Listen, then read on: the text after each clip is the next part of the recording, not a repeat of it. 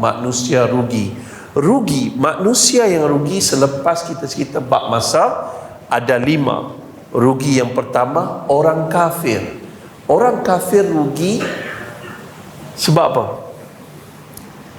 Sebab dia tidak akan masuk syurga. Ustaz, mana adil? Ada orang kafir lebih baik daripada orang Islam.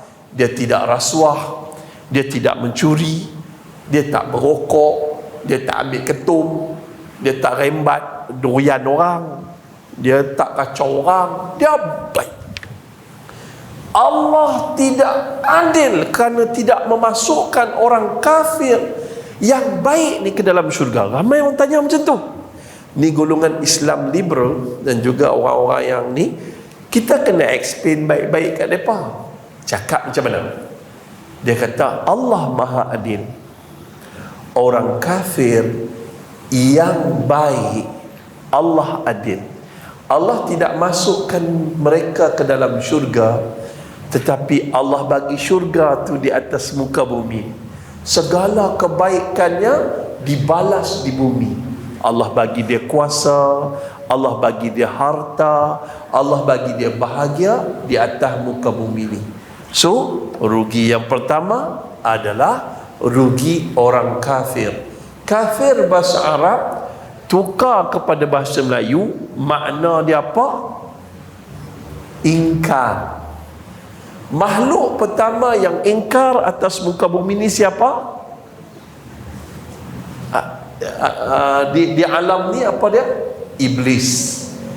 Iblis adalah makhluk pertama yang ingkar pada Allah. Dia ingkar, maka dia kafir. Sekarang ni tepuk dada tanya iman. Tepuk dada tanya iman. Siapa lebih kafir?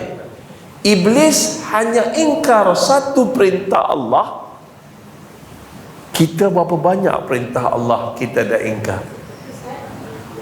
Masya Allah. Tanya balik renung.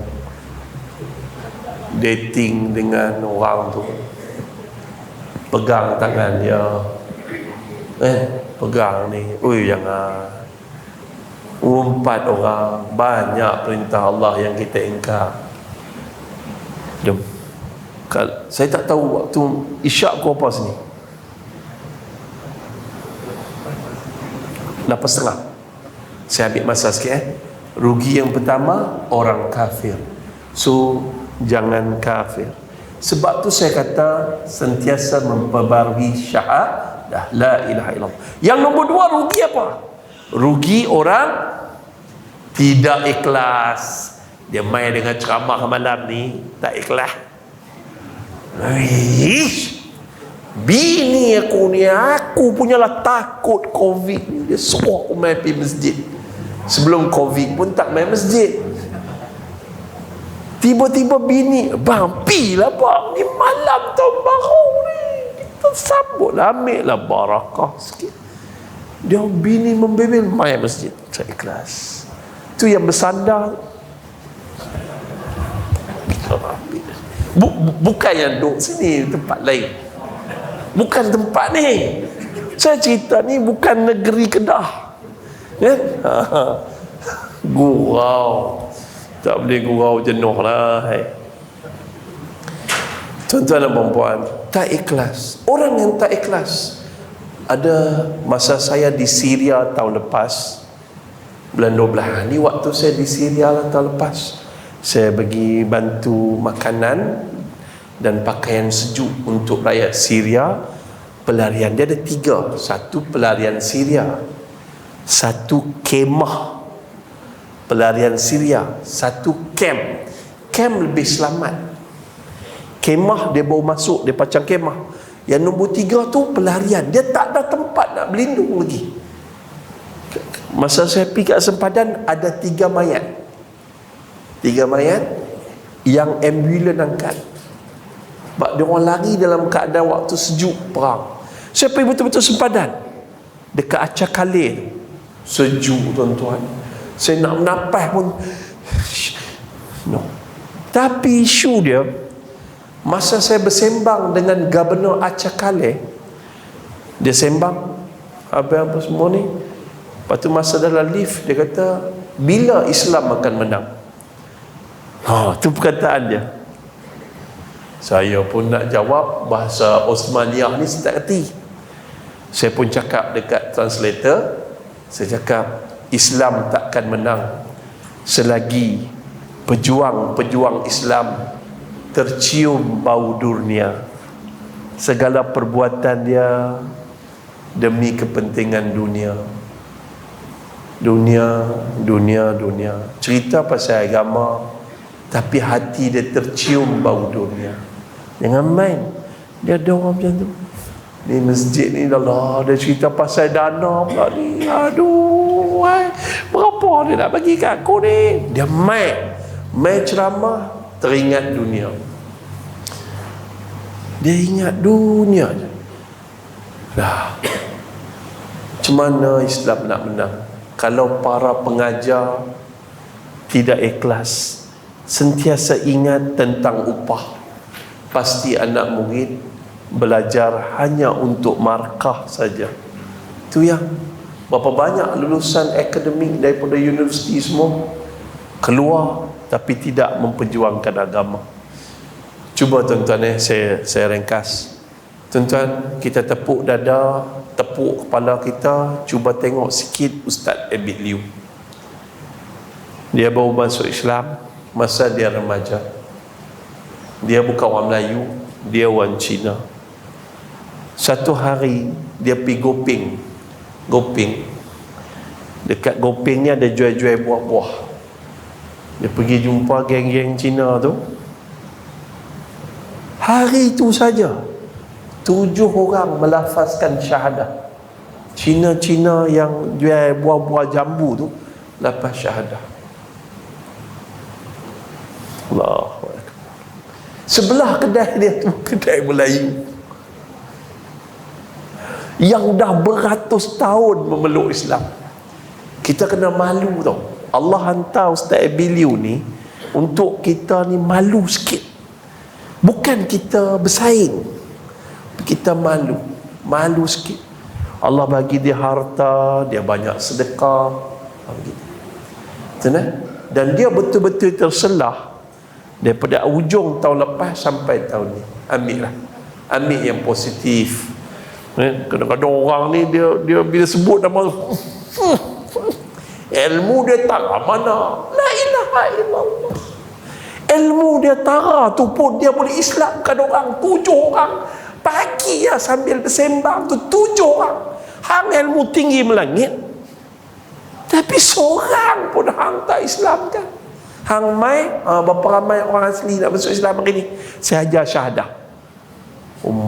Itu senang lah. Saya alhamdulillah ada sahabat baru kita ni masuk Islam ni. Alhamdulillah.